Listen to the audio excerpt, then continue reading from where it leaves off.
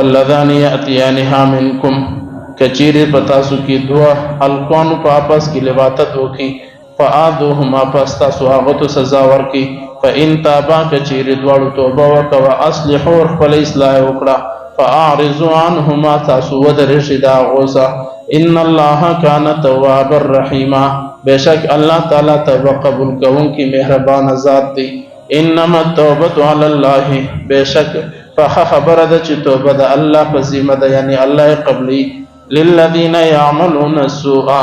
اغا کسان دا پارا چی سوک بحیائی والا عمل کی بجہالت دنا پوہی پا وجہ ثم یتوبون من قریب بیا دیر جر توبہ کی فاولائک یتوب اللہ علیہم بس دا اغا خلق دی چی اللہ رب العزت پر دی باندی رجوع کی یعنی دی توبہ قبلی وکان اللہ علیما حکیما اور اللہ پیجندوں کی دی اور حکمت والا دی عزیزان سورة النساء آیت نمبر 14 اور آیت نمبر 19 آیت نمبر 14 کی اللہ رب العزت دا القوانو پا باری کی دا زوانانو پا باری کی یا صاحب عمر پا باری کی چمش لباتت پا عربی کی اور پشتو کی دیتا ہم جنس پرستی پا اردو کی ہم ملکی اور دا پا عالمی دنیا کی اس دیر مشہور سوئی دی پر دے باندی باقاعدہ پا یوروپ پا دے ممالک کی قانون جوڑ دی ہم جنس پرستی باندی ٹرینڈ جوڑ دی وس اور دا دے باقاعدہ جھنڈے راوتلی دی اور پر دے باندی باقاعدہ طور پر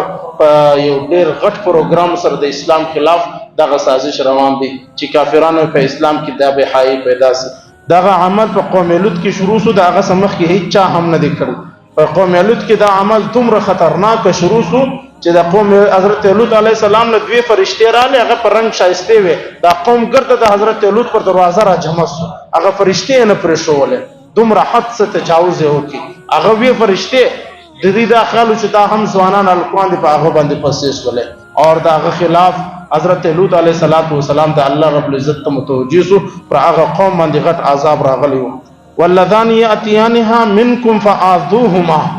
کچیری یو زوان دا زوان سر بدکاری ہوکی لواتت ہوکی دا آغا گناہ دا آغا سزا دا چی تاسو آغا تا سزا ورکی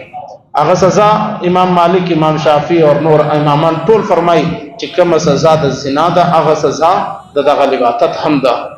اور دا لکبازی ہم دا اور بعض مجھ امام ابو حنیفہ رحمت اللہ علیہ فرمائی چی نا تعزیرات دی پر دی جاری سی تعزیرات دا دی کہ پیو علاقہ کی دا شئی دیر زیادی نو دیر لو سزا دی ورکی او که کمی بیدی کم سزا ورکی لیکن ازما استاب معاشرہ کی دا شئی وش دیر زیادی نو دیر لو سزا دی ورکی لکه حضرت ابن عباس چی فرمائی چی اغا دی وسوز سی فجلدوه اغا دی پا وور باندی وسوز سی اسی وور عذاب دا اللہ صفت دی لیکن وور ہلکے بلکہ دا حضرت خالد بن ولید رضی اللہ تعالیٰ عنہ دا حضرت علی رضی اللہ تعالیٰ عنہ طرف سے منقول کردی دی چی آغا یو سلی تا وور کردی ہم دی پدا آغا معاملہ کی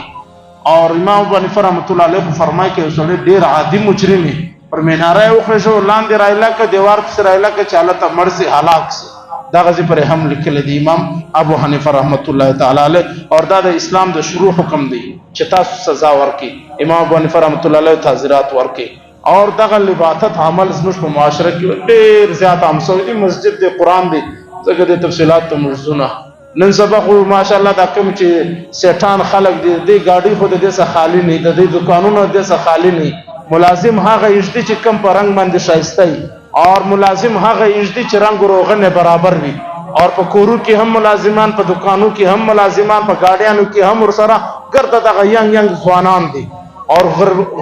غریبان چی بیا کم دی دا اغو بیا روزگار کا صدا شئی جوڑ سوئی دی باقاعدہ طور پر پیدے پیسے اکثر رکیجے اور بیا کچیر دا سنیک ویڈیو اور ٹک ٹاک ویڈیو بھی چی کم دی اغل چک دا مسلمانان و حالاتو گورا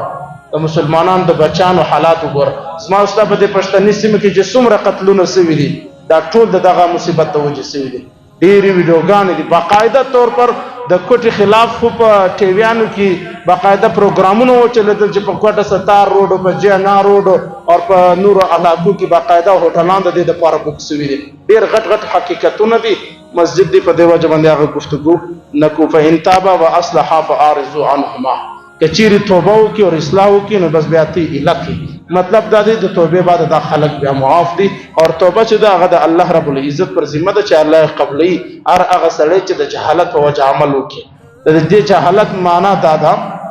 چی سڑے پا گناہ نہیں خبر وسوق دستا دا رقم سړی چې په ګناه نه دی خبر، هر سړی په ګناه خبر دی چې دا ګناه ده، لیکن جهالت مطلب دا دی چې کله پر انسان شهوت غالب شي، جذبات د زواری غالب شي، نو هغه سړی غافل شي، په جهالت کې شي، بیا دا ګناه نیو کی ثم یتوبون من قریب، اور بیا په شر کې توبه وکي، اور فیولئک یتوب الله علیهم، اور الله رب العزت د دې توبه قبلي، وکانه الله علیما حلیما حکیما، اور الله رب العزت دا ټول اعمال پیژني اور الله حکمت والا دی. امام غزالی رحمت الله علیه د توبه متعلق او دغه متعلق ډېر ښایسته جمله لیکلې ده. امام غزالی رحمت الله علیه فرمای چې څوک ګناه نه کوي هغه انبیا او ملائکه دي، هغه له ګناه نږدې مرزینه هغه معصومان دي، اور دویم طبقه هغه د چې پر ګناه باندې خوشحالي اظهار کوي هغه شیطان او کافران دي، دریمه طبقه هغه چې ګناه نیوسي بیا نادم او شرمنده او پښیمان په زړه کې غم وي، دغه د ایمان والا دی، دغه انسان. چای حافظ محمد مکی اجازه ته په مکه کې پرچی ورکله، ول حضرت د طواف لچ راغلم دلته د زنان دي د ځوانان دي، زرا غلم عمره له اور دلته په شهوت کې مبتلا شوم، بد نظری را سکیږي. امام شیخ حافظ مکی صاحب دامت برکاتهم هغه ورته فرمایل یقینا دغه د ایمان حالت دی چې د عبادت په وخت کې شیطان تا تنګي، نو گویا چې پتا کې ایمان ستا، او کچیر ایمان نه وي ته پر ګناه باندې نادم اور شرمنده او پښیمان نه وي. د دواړو آیاتو خلاصه دوی خبرې، کچیر لواطت او زنا سو کوي داغه د پاره سزا وي سخت ستا، او کچیر سو توبه کوي د دې عمل سره الله توبه قبلي الله تعالی ده. الحمدلله رب العالمین والعاقبۃ للمتقین والصلاة والسلام علی سیدنا